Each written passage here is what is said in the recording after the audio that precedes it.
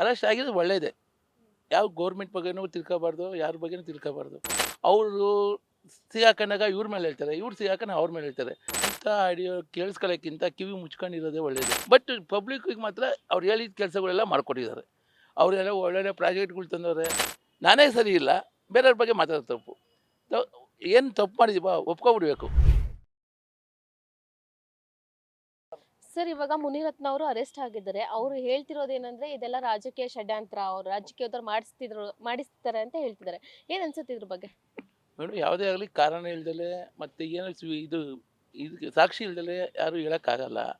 ಒಂದು ಸಾಕ್ಷಿ ಇದೆ, ಆ ಸಾಕ್ಷಿನೇ ಸುಳ್ಳು ಅಂತ ಹೇಳ್ತಾವ್ರಲ್ಲ, ಇವರು ಸಾಕ್ಷಿನೇ ಸುಳ್ಳು ಅಂತ ಇದು ಮಾಡ್ತಾರೆ. ಸಾಕ್ಷಿ ಇದನ್ನ ಹೋಗಿ ಇದು ಮಾಡಿಬಿಟ್ಟು ಎಲ್ಲ ಚೆಕ್ ಮಾಡಲಿ ಆಮೇಲೆ. ಬಟ್ ಅರೆಸ್ಟ್ ಆಗಬೇಕು. ಅರೆಸ್ಟ್ ಆಗಿರೋದು ಒಳ್ಳೆಯದೇ. ಯಾವ ಗೌರ್ಮೆಂಟ್ ಬಗ್ಗೆನೂ ತಿಳ್ಕೊಬಾರ್ದು, ಯಾರ ಬಗ್ಗೆನೂ ತಿಳ್ಕೊಬಾರ್ದು. ಇದೇನಾಗಿದೆ ಅಂದರೆ ಅವರು ಸಿಗಾಕೊಂಡಾಗ ಇವ್ರ ಮೇಲೆ ಹೇಳ್ತಾರೆ, ಇವ್ರು ಸಿಗಾಕೊಂಡು ಅವ್ರ ಮೇಲೆ ಹೇಳ್ತಾರೆ. ಇವ್ರು ಮಾಡಿರೋ ಇವಾಗಿರೋ ಪೊಲೀಸ್ ಆಫೀಸರು ಯಾವ ಗೌರ್ಮೆಂಟ್ ಬಗ್ಗೆನೂ ಕೇಳಲ್ಲ, ಅವ್ರ ಕಾನೂನು ಪ್ರಕಾರ ಮಾಡೋರು ಅಷ್ಟು. ಸರ್, ಏನ್ ಅನ್ಸುತ್ತೆ ಅದು ಆಡಿಯೋ ಕೇಳಿಸ್ಕೊಂಡ್ರೆ ನೀವು? ಏನ್ ಅನ್ಸ್ತು ಆಡಿಯೋ ಕೇಳಿಸ್ಕೊಂಡು? ಅಂಥ ಆಡಿಯೋ ಕೇಳಿಸ್ಕೊಳ್ಳೋಕ್ಕಿಂತ ಕಿವಿ ಮುಚ್ಕೊಂಡಿರೋದೇ ಒಳ್ಳೆಯದು. ಯಾಕೆಂದರೆ ಆ ಯಪ್ಪ ಒಬ್ಬ ಬಿಸ್ನೆಸ್ ಬಂದು ಪಬ್ಲಿಕ್ಕಿಗೆ ಸರ್ವೆಂಟ್ ಆದ. ಪಬ್ಲಿಕ್ಕಿಗೆ ಮಾಡ್ಬೇಕಾದ್ರೆ ಪಬ್ಲಿಕ್ಕವರು ಇವಾಗ ಅವನ ಹಿಂದೆ ಫಾಲೋವರ್ಸ್ಗಳವರಲ್ಲ, ಅವ್ರು ಬಂದಿರೋದು 4 ಜನನ ಉದ್ಧಾರ ಮಾಡ್ತಾನೆ ಅಂತ ಬಂದು ಕಷ್ಟಪಟ್ಟು ಅವ್ರ ಚೆಲುವು ಸಮೇತನೇ ಅವರು ಅವನಿಗೆ ಕಮ್ಮಿ ಅಂದ್ರೂ 10 ವರ್ಷದಿಂದ ಅವ್ನ ಫಾಲೋವರ್ ಮಾಡ್ಕೊಂಡು ಅವ್ನು ಫಾಲೋ ಮಾಡಿದ್ದಕ್ಕೆ ಅವನಿಗೆ ಕಾಂಟ್ರಾಕ್ಟ್ ಕೊಟ್ಟಿದ್ದು.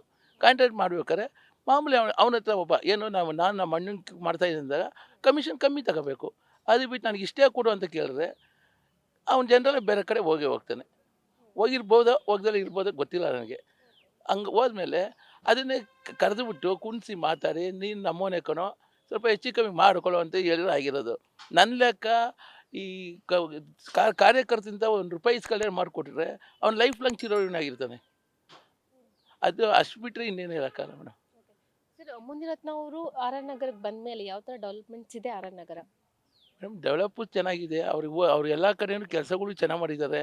ಅವ್ರ ಗುರಿ ಯಾವುದೇ ಪಕ್ಷಗಳಿರಲಿ ಏನೇ ಇರಲಿ, ಕೆಲಸಗಳ ಮೇಲೆ ಕೆಲಸಗಳ್ದಲ್ಲಿ ಎತ್ತಿದ ಕೈ. ಅದು ಬಿಟ್ಟರೆ ಬೇರೆ ಏನೋ ಅವ್ರ ಪರ್ಸ್ನಲ್ ವಿಷಯಗಳು, ಕಮಿಷನ್ ಇಸ್ಕೊಳ್ಳೋ ಬಿಡೋದು ಅವ್ರದ್ದೆಲ್ಲ ಬೇರೆ. ಬಟ್ ಪಬ್ಲಿಕ್ಕಿಗೆ ಮಾತ್ರ ಅವ್ರು ಹೇಳಿದ ಕೆಲಸಗಳೆಲ್ಲ ಮಾಡಿಕೊಟ್ಟಿದ್ದಾರೆ. ಅವರೆಲ್ಲ ಒಳ್ಳೊಳ್ಳೆ ಪ್ರಾಜೆಕ್ಟ್ಗಳು ತಂದವ್ರೆ. ಅಂಥ ವ್ಯಕ್ತಿನೇ ಈ ಥರ ಮಾಡೋದು ತಪ್ಪು. ಯಾಕೊತ್ತಾ ಬೇರೆ ಯಾರಿಗಾರು ಬೈದಿದ್ರು ನಾವು ಸುಮ್ಮನೆ ಆಗ್ಬೋದಾಯ್ತು. ಸ್ವಂತ ಕಾರ್ಯಕರ್ತ ಅವ್ನು ಕಮ್ಮಿ ಅಂದರೂ 10 ವರ್ಷದಿಂದ ಕೆಲಸ ಮಾಡಿರೋನು. ಅದು ನನ್ನ ಅನಿಸಿಕೆ ಗೊತ್ತಿರೋದು. ಅದು ಮಾಡೋನೇ ಇಲ್ವೋ ಗೊತ್ತಿಲ್ಲ, ನನ್ನ ಅನಿಸಿಕೆ. ಸರ್, ಇತ್ತೀಚೆಗೆ ಇನ್ನೊಂದು ನಾವು ಗಮನಿಸೋದೇನೆಂದ್ರೆ ಯಾವುದೇ ರಾಜಕೀಯ ವ್ಯಕ್ತಿ ಆದರೂ ಕೂಡ ರಗಡಣೆ ಬಂದಾಗಲೂ ಕೂಡ ಹೇಳೋದೇನೆಂದ್ರೆ ಬೇರೆಯವರು ಮಾಡ್ತಿರೋದು, ಪಿತೂರಿ ಮಾಡ್ತಿರೋದು ರಾಜಕೀಯ ಷಡ್ಯಂತ್ರ ಅಂತ ಹೇಳ್ತಾರೆ. ಇವಾಗ ಈ ಥರ ಅರೆಸ್ಟ್ ಆದಾಗಲೂ ಕೂಡ ಅದನ್ನೇ ಪದವನ್ನು ಯೂಸ್ ಮಾಡ್ಕೊಳ್ತಿದ್ದಾರೆ ಎಲ್ಲರೂ ಕೂಡ. ಏನು ಅನ್ಸುತ್ತೆ ಇದ್ರ ಬಗ್ಗೆ? ಮೇಡಮ್, ಅದು ಕಾಮನ್. ಅದು ಇವಾಗ ನನ್ನ ಬಗ್ಗೆ ಏನಾದ್ರು ಹೇಳಿದಾಗ ನಮ್ಮ ಸ್ನೇಹಿತರೇ ಹೇಳಿದ್ರು, ನಾನು ಅವಾಗ ನನಗೆ ಪಿತೂರಿ ಮಾಡಿ ಇಳಿಸ್ತಾ ಇದ್ದೆ. ನಾನು ತಪ್ಪು ಮಾಡಿರುತ್ತೆ ಅವ್ನು ಸಿಗೋಕ್ಕಾಗೋದು. ಒಂದು ಸಣ್ಣ ತಪ್ಪು ಮಾಡಿದ್ರೆ ಅವನು ದೊಡ್ಡದು ಮಾಡ್ಬೋದು. ನಾವು ಒಂದು ತಪ್ಪೇ ಮಾಡಿದ್ರೆ ಕರೆಕ್ಟಾಗಿದ್ದರೆ ಯಾವನು ಬಂದು ಮಾತಾಡ್ತಾನೆ ಹೇಳಿ? ನಾನೇ ಸರಿ ಇಲ್ಲ, ಬೇರೆಯವ್ರ ಬಗ್ಗೆ ಮಾತಾಡೋದು ತಪ್ಪು. ಏನು ತಪ್ಪು ಮಾಡಿದೀವ ಒಪ್ಕೊಬಿಡ್ಬೇಕು. ನಾನು ತಪ್ಪು ಮಾಡಿದ್ದೀನಪ್ಪ, ಅದು ಸರಿ ಮಾಡ್ಕೊಂಡು ಹೋಗ್ತೀನಿ ಅಂತ ಹೇಳಿದ್ರೆ ಮುಂದಿನ ಪೀಳಿಗೆಗೂ ಅರ್ಥ ಆಗುತ್ತೆ. ಇವಾಗ ಮುಂದಿನ ಪೀಳಿಗೆ ಏನು ಗೊತ್ತಾ, ಈ ರಾಜಕೀಯನೇ ಇಷ್ಟು, ಸಿನಿಮಾದೇ ಇಷ್ಟು ಅಂತ ಬಂದುಬಿಟ್ರೆ ಅವ್ರು ನೋಡಿ, ಅವನೇನೋ ಕೆಲಸ ಮಾಡೋಕ್ಕೋಗಿ ಸಿನಿಮಾ ಹಾಳು ಮಾಡ್ಬಿಟ್ಟ. ಇಂದಿನ ನಮ್ಮ ರಾಜ್ಕುಮಾರ್ ಕಾಲದಿಂದ ಇದ್ದಿದ್ದು ಫೀಲ್ಡ್ಗೂ ಇವಾಗ ಹೊಸಬ್ರು ಬರೋಕ್ಕೆ ಎದ್ಕೋತಾರೆ. ಆ ಥರ ಆಗೋಗಿದೆ. V plus Karnataka.